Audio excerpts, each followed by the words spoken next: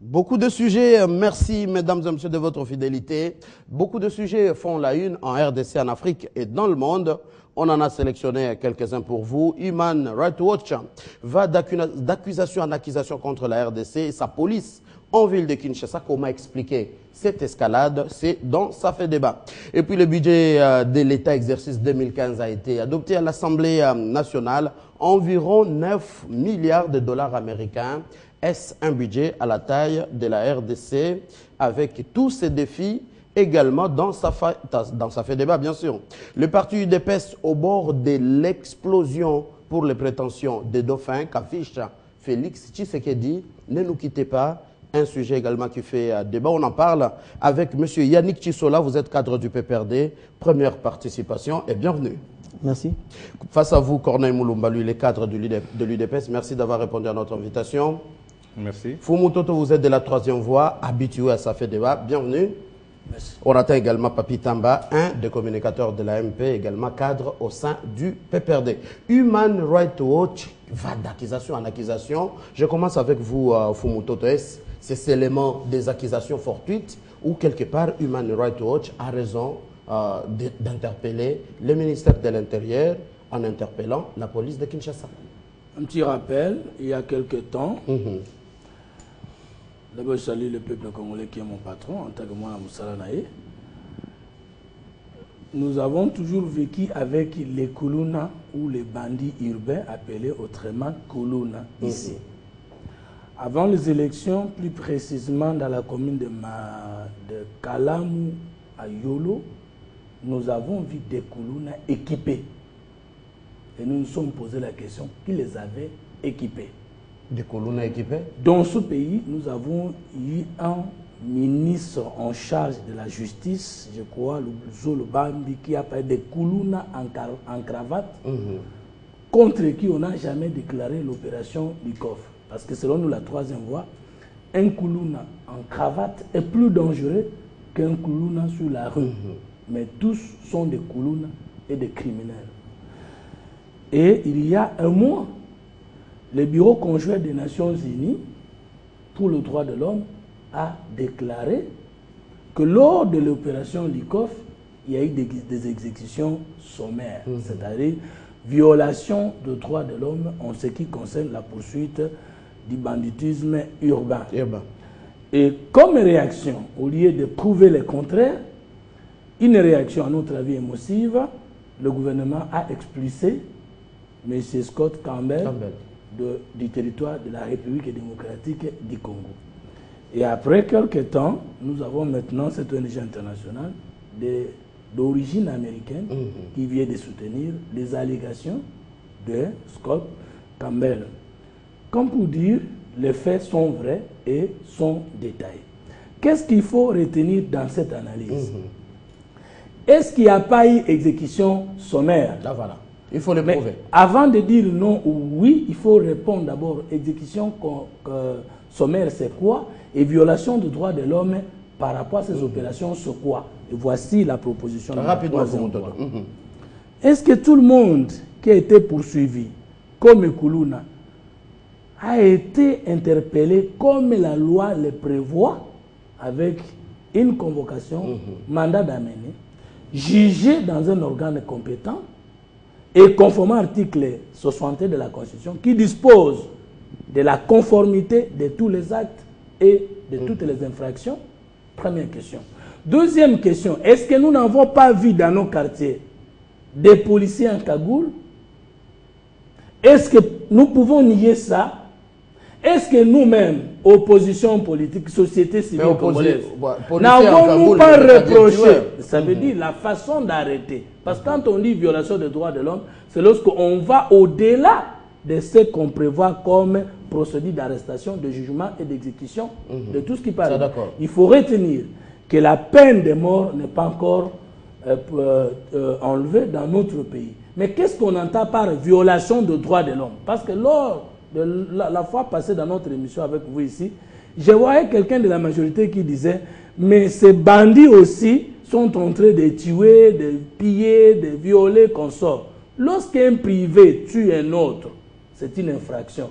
Mais lorsque celui qui a l'autorité de la police, de l'armée, de l'administration et de la politique traite les citoyens contrairement à ce que prévoit la loi, c'est ce qu'on appelle violation de droits de l'homme. Comme pour dire, tout citoyen qui est en marge de la loi peut commettre une infraction, mais ne peut violer les droits de l'homme que celui qui détient une parcelle d'autorité et qui, dans l'ordre de traitement vis-à-vis des citoyens, n'a pas respecté la procédure. D'accord, Est-ce que est-ce que la police congolaise a respecté la procédure pour la poursuite de ce banditisme urbain? Nous disons non.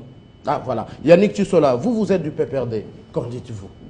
Je voudrais réagir ici, non pas comme PPRD, mais je voudrais réagir comme citoyen congolais, comme un Quinois qui vit dans cette ville. Et je crois que toute la population congolaise est d'accord avec moi que les Kuluna ont tué, volé, détruit, extorqué et j'en passe. Et depuis tout ce temps, le peuple congolais a demandé à ce que son gouvernement prenne en charge la sécurité parce que le gouvernement a en charge la protection des personnes et de leurs biens. Et le gouvernement a répondu en lançant cette opération Kuluna en novembre 2013.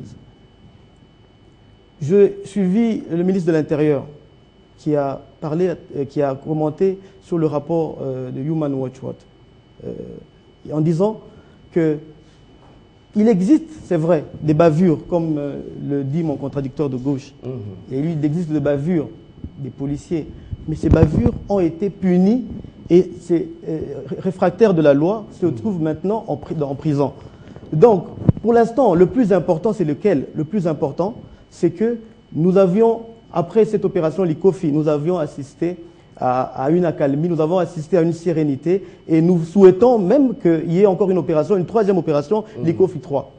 Les Kuluna qui ont été exécutés sommairement, je dois vous dire, à l'attention de la population, c'est que ces Kuluna avaient des armes blanches. Ils opéraient par les mains nues, ils opéraient avec des armes blanches, avec des couteaux, des machettes. Mais quant à dire que la police est allée très loin avec cette méthode, on parle d'arrestation arbitraire et de gens portés disparus. Non, mais les disparitions forcées dont il parle, vous savez que lorsque cette opération a été déclenchée, plusieurs Kuluna ont quitté la ville. Plusieurs Kuluna se sont éparpillés dans les provinces. Certains sont allés au Bas-Congo, nous avons vu les images, d'autres sont allés au Bandundu. Et donc, nous estimons que ces disparitions forcées ne sont que la fuite que ces gens ont pris face à la justice. Parce qu'ils savaient, ils se reprochaient de quelque chose. Donc nous estimons que Human Rights a carrément tapé à côté et toutes ces manœuvres visent à fragiliser le commandement de la ville de Kinshasa parce que depuis qu'il y a eu cette réforme de la police avec le nouveau commissaire provincial, la personne du général Kanyama, nous sentons de plus en plus une accalmie, une discipline qui commence à renaître. Et donc, en publiant ce rapport, certainement qu'il vise à éloigner justement cette population des dirigeants, des pouvoirs publics, mais aussi à fragiliser le commandement, qui est un commandement qui voudrait bien faire que cette ville soit une ville disciplinée, une ville qui ne soit pas une jungle. Corneille Mulumba, vous au sein de l'UDPS également, vous êtes Quinois parce que vous vivez ici à Kinshasa. Est-ce qu'il y a-t-il eu des dérapages? Presque tout le monde avait salué l'opération Likofi. Moi, je voudrais dire ceci. Le Congo est un état de droit. Dans un état de droit, on ne tire pas à bout portant sur des citoyens qu'on est censé protéger. S'il y a des abus, on doit les corriger. Mais on ne tire pas à bout portant sur des citoyens. Parce que les citoyens ne sont pas des chiens, ne sont pas des chèvres, n'est-ce pas? Bien. Ça, c'est une première chose. La deuxième, moi, je ne comprends pas pourquoi le gouvernement s'agite. Parce que Human Rights Watch a fait son rapport. Ils ont dénoncé. Il appartient au gouvernement de faire ses propres enquêtes, de vérifier si effectivement les faits sont fondés ou non. Et de publier sur son rapport. N'est-ce pas? Ce qui est logique. Donc, au lieu d'engager ce bras de fer inutile, je pense qu'il appartient au gouvernement de faire un rapport, son propre rapport, faire ses enquêtes et sanctionner éventuellement le coupable s'il y en a, au cas où il y aurait eu des bavures. Donc, ça c'est une première chose. Ensuite, il veut dire que ces Koulouna, je me souviens au lendemain des élections, ils ont été entretenus. Je me souviens à l'époque, on parlait d'un certain Chaleur et d'autres qui étaient là avec des manchettes dans la ville de Kinshasa. Nous avons connu ça. Donc, je veux dire, et qui était soupçonné d'entretenir ce groupe? C'était la majorité présidentielle, en l'occurrence le PPRD, à l'époque de ce que nous avions appris. Donc, je veux dire qu'en jouant avec les Koulouna, on a entretenu un peu le feu quelque part. On a joué avec le feu, je veux dire. Que les Koulouna sont la création de la majorité. Non, je ne dis pas qu'ils sont la création de la majorité, mais je veux dire que la majorité l'a utilisé à l'époque au moment des élections de 2011. Ou c'est un seul candidat député qui l'a... On n'a pas sanctionné. Je ne fais que relever ça. Ça, c'est une chose. D'accord. Maintenant, s'il y a des abus, il y a eu des abus, s'il y a eu des bavures, attention avec ce mot bavure. On le prend... Avec légèreté. Avec légèreté. Lorsqu'on tire à bout portant sur un citoyen, ce n'est pas une bavure, ça. Est-ce qu'on a tiré sur les citoyens? Non, je veux dire, puisque le gouvernement même a admis qu'il y a eu peut-être des bavures. Donc, ce qu'ils appellent bavure, c'est quoi, hein? C'est reconnaître le fait. Peut-être le débat est sur le nombre. 20, 10, 15, 30, 50, on ne sait pas. Là, il y a peut-être un débat. Mais le gouvernement, quelque part, a reconnu en disant que oui, il y a pu y avoir des bavures. Ça, c'est une chose. Donc, je pense qu'il appartenait au gouvernement de faire son enquête et de publier son rapport. Un point, un trait. La population peut se faire une idée, l'opinion nationale et internationale peut se faire son idée là-dessus. Qui dit vrai, qui dit pas vrai. Les Congolais, nous sommes à Kinshasa, non? Bon, donc, nous avons vécu des situations et par rapport aux différents rapports, nous savons nous faire une idée sur la réalité de la situation. Ça, c'est vrai. Yannick Tissola, on charge la majorité, surtout les PPRD. Oui. Les frais sont patents. Et c'est vrai. Je voudrais vous dire une chose, c'est que je voudrais m'incliner devant la mémoire des camarades du Palou qui ont été tués devant leur siège par les militants de l'UDPS. Et maintenant que... ça devient autre chose. Maintenant que mon contradicteur, M. Corneille, dit que c'est la majorité présidentielle ou le PPRD, mon parti, qui utilise ces Koulouna, je ne sais pas, ces Koulouna ont tué qui me cite le cas.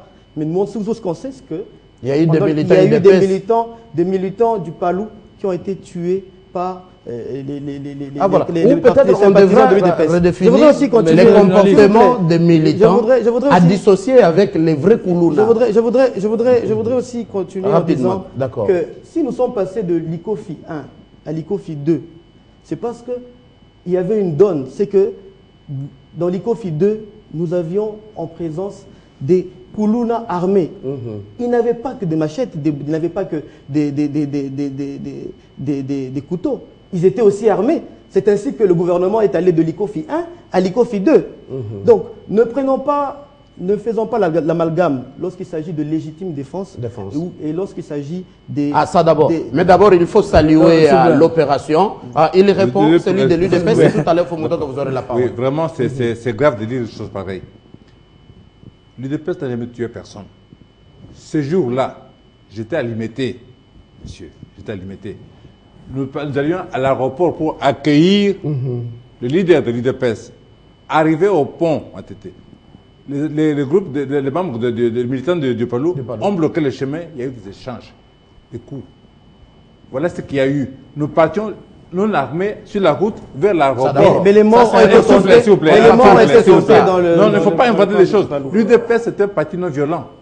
Mais par la violence, il y a eu des gens qui sont tombés ce jour-là. Non, mais là, je veux dire, il y a eu là une bagarre provoquée par les membres du Palou qui ont bloqué le chemin pour qu'on n'aille pas accueillir le président Tshisekedi à l'aéroport. Voilà ce qu'il y a eu. C'est tout. Fumutoto. Monsieur le journaliste, il faut que nous puissions, je demande à mon confrère du PPD de ne pas dévier le débat. Le débat, c'est sur les rapports de cette ONG internationale en ce qui concerne la violation massive des droits de l'homme par les autorités policières de Kinshasa en ce qui concerne l'opération.